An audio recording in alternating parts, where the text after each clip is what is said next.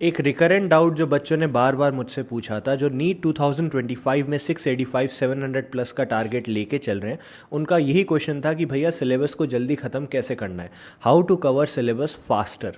अब यहाँ पे हम अपने पर्सनल मेंटोरशिप प्रोग्राम में 3 मंथ्स में सिलेबस कंप्लीट कराते हैं। हमने फ्री शिफ्ट बैच जो यूट्यूब में चालू किया नीट के लिए, उसमें भी हम 3 मंथ्स में सिलेबस कंप्लीट कराने वाले हैं। तो हम ये कैसे करते हैं मैं आपको बता देता हूँ। फर्स्ट चीज़ इज़ फाइनलाइज अ डेडलाइन। एक डेडलाइन आपको फाइनलाइज कर लेनी है। फॉर एग्जांपल इस केस में हमने बोला कि लेट से 3 मंथ्स में आपको सिलेबस कंप्लीट करना है। सेकेंड चीज़ has to be break up deadline and assign task. एक बार आपने डेडलाइन असाइन कर दी, उसके बाद उसको doable and time constraint task और सेगमेंट्स में डिवाइड कर देना है।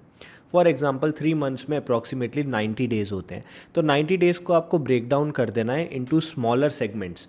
जैसे यहाँ पे मैंने ब्रेक डाउन कर दिया था 90 डेज़ को 40, 45 एंड 5 डेज़ में। इनिशियल 40 डेज़ में मैं 12th कंप्लीट करूँगा, नेक्स्ट 45 डेज़ में मैं 11th कंप्लीट करूँगा एंड लास्ट 5 डेज़ में बैकलॉग एंड रिवीजन पे ध्यान दूंगा।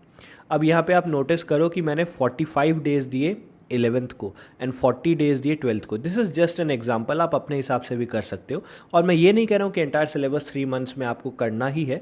This is just a suggestion. हो सकता है आप 12th कंप्लीट करना चाह रहे हो, तो उस केस में आप इसको भी ऐसे डिवाइड कर सकते थे फिजिक्स, केमिस्ट्री, बायो में। ठीक है, यहाँ पे मैंने जो मेरा वीकेस्ट एरिया था या जहाँ पे मुझे बिल्कुल कॉन्फिडेंस नहीं था, उस एरिया को ज़्यादा से ज़्यादा टाइम देने का ट्राई किया है। ये चीज़ आपको भी करनी है। सेकेंड पॉइंट होने वाला है, थर्ड पॉइंट होने वाला है क्रिएट स्मॉलर सेगमेंट्स। एक बार ये बन जाए, इसके बाद इसके भी छोटे छोटे सेगमेंट्स आपको बनाने हैं। 40 डेज़ में अगर मैं 12th कंप्लीट करना चाह रहा हूँ, तो इसमें फिजिक्स, केमिस्ट्री, बायो तीनों चीज़ें करनी है। तो उसको करने के लिए क्या कर सकते हैं, first 10 days physics, next 20 days bio and last 10 days chemistry. ठीक है, अब बायो के जो 20 डेज़ हैं उनको और फर्दर डिवाइड कर सकते हो, जूलॉजी, बॉटनी कर सकते हो, या फिर लेट से आपको बायो में ही आगे और आपने लिस्ट बना रखी है वीकेस्ट एरियाज़ की, तो पहले उनको कंप्लीट कर सकते हो। फोर्थ पॉइंट होने वाला है क्रिएट डेली टास्क। एक बार आप यहाँ तक पहुँच चुके हो, उसके बाद आपको डेली टास्क बनाने हैं। ठीक है, आप देख रहे हो कि बड़े से हम छोटे में जा रहे हैं, हम मैक्रो से माइक्रो में जा रहे हैं। ये एक मिस्टेक है जो कॉमन बच्चे नहीं कर, मतलब कॉमन बच्चे करते हैं, जो फॉलो नहीं करते बच्चे। बच्चे क्या करते हैं, माइक्रो से मैक्रो चले जाते हैं। आपको ये नहीं करना है। बच्चे सोचते हैं कि डेली टाइम टेबल बनाएंगे, उसके हिसाब से पढ़ेंगे, फिर हम देखेंगे एक महीने में कितना कवर हो सकता है। नहीं, आपको पहले देखना है एक महीने में आपको कितना कवर करना है, उसके बाद आपको डेली टास्क बनाने हैं। मैक्रो से माइक्रो जाना है। ठीक है, अब डेली टास्क जब आप बनाओगे तो आपको टू डू लिस्ट बनानी है।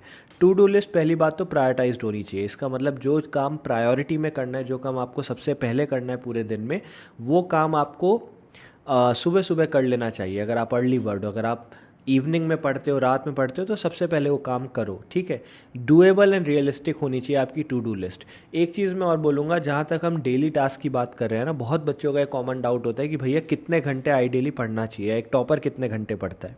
तो let me tell you this, घंटों से फ़र्क नहीं पड़ता है, कितना टास्क आप एक दिन में करते हो उससे फ़र्क पड़ता है। तो दैट इज़ वॉट मैटर्स। तो at the end of the day it does not matter कि आप 10 घंटे पढ़ रहे हो कि 12 घंटे पढ़ रहे हो। अगर आपके टास्क कंप्लीट हो जा रहे हैं, भले ही 2 घंटे में हो जा रहे हो, that is well and good. Reward your self. एक बार आपका टास्क कंप्लीट हो जाए, आप अपने आप को रिवॉर्ड करो। You can go out, you can watch a movie, you can hang out with friends. जो भी आपको काम करना है रिवॉर्ड बेसिस पे करो। ठीक है, ऐसा नहीं इंस्टेंट ग्रेटिफिकेशन नहीं, डिलेड ग्रेटिफिकेशन करना है। ऐसा नहीं कि यार मैंने लिस्ट बना ली, अब तो काम हो ही जाएगा, चलो जाके मूवी देख लेते हैं। नहीं, पहले काम करो, उसके बाद ये सब करना। 6 पॉइंट होगा अकाउंटेबिलिटी। आपके पास कोई एक ऐसा पर्सन होना चाहिए या कोई एक वे होना चाहिए जिसके थ्रू आप अकाउंटेबल हेल्ड कर सको अपने आप को। लेट से मैंने बोला कि मैं ये बुक पढ़ूंगा। ठीक है, लेट से मैंने बोला कि मैं ये बुक पढ़ूंगा। नाउ अब मैंने ये बोल दिया, मैंने प्लान भी बना दिया बुक कैसे पढ़ूंगा, मैंने टाइम टेबल भी बना दिया, मैं बुक कब पढ़ूंगा, कैसे पढ़ूंगा, सब कुछ मैंने प्लान आउट कर दिया। प्लान आउट करने के बाद एक अकाउंटेबिलिटी होल्डर होना चाहिए। ठीक है, इसलिए हम मेंटोरशिप प्रोवाइड करते हैं। मेंटोरशिप प्रोग्राम में आपका एक मेंटोर होता है जो आपसे बोलेगा आपने काम किया क्यों नहीं किया, डांटेगा, समझाएगा, सब कुछ। अगर आपको मेंटोरशिप प्रोग्राम नहीं है, आपके पास कोई मेंटोर नहीं है एज सच, तो आप कैलेंडर में मार्क कर सकते हो, आप फैमिली मेम्बर से बात कर सकते हो, कोई भी पर्सन जो आपके सर पे चढ़े at the end of the day जब आप लैग बिहाइंड कर रहे हो कि भाई तू काम क्यों नहीं कर रहा है। 7th पॉइंट और जो लास्ट पॉइंट होने वाला है वो यही होगा कि बैकलॉग्स कैसे क्लियर करें। बैकलॉग्स क्लियर करने के लिए मेरा पर्सनल सजेशन यही है, हर दिन दिन ख़त्म होने से पहले 45 मिनट्स आप अलग से निकालो। हो सकता है सोने से पहले निकालो, या जब भी आप करो, जब आपकी सारी टू डू लिस्ट जो प्रायोरिटाइज हो रखी थी वो कंप्लीट हो जाए, उसके बाद try to take out 45 minutes before you go back to sleep, ठीक है। उन 45 मिनट्स में बैकलॉग्स पे आप फोकस करोगे। सेकेंड चीज़, जो ऑन गोइंग टास्क चल रहे हैं ना, करंट टास्क चल रहे हैं, उसको रोकना नहीं है। बहुत सारे बच्चे करते हैं भैया बैकलॉग इतना बन गया, करंट चीज़ें तो हम पढ़ ही नहीं रहे, बैकलॉग पहले ठीक करेंगे फिर आगे चलेंगे। ऐसा नहीं होता है। जब आप ये करते हो ना, तो आगे वाली चीज़ जो अभी चीज़ें चल रही है ना, वो भी बैकलॉग में आने लग जाती है। तो इससे बेटर यही रहेगा कि करंट चीज़ें भी आप करते रहो। 45 मिनट्स, आधा घंटा, 1 घंटा डेली निकालो जहाँ पे आप बैकलॉग ठीक करोगे। That is all. I hope this video help. छोटी सी रखने का ट्राई किया। एक मैं और आपको अपडेट दे देता हूँ। पर्सनल मेंटोरशिप प्रोग्राम जो हमारा है ना, वो उसमें आपको जो हम डिस्काउंट्स वगैरह दे रहे थे वो अब ऑफ हो जाएंगे 2 अक्टूबर से, ठीक है। If you really want to take part in personal mentorship programme, go for it right now. And 2024 NEET से पहले मैंने बोल्ड प्रिडिक्शन किए थे, वीडियो देख लेना, चैनल में ही रखी हुई है, ठीक है। नीट 2024 से जस्ट पहले मैंने आपको 4 प्रोमिसेस किए थे। मैंने बोला था हमारे बच्चों का सिलेक्शन होगा, यहाँ से पेपर आएगा एज इट इज़, और मेरे लिस्ट ऑफ टॉपिक्स रिपीट होंगे, ऐसे करके मैंने प्रोमिसेस आपको किए थे। उसके बाद मैंने प्रूफ वीडियो में आपको दिखाया कि एज इट इज़ कितने सारे क्वेश्चन हमारे आए, 712 मार्क्स का पेपर आया, बच्चों का रिव्यू कैसा रहा, एवरीथिंग।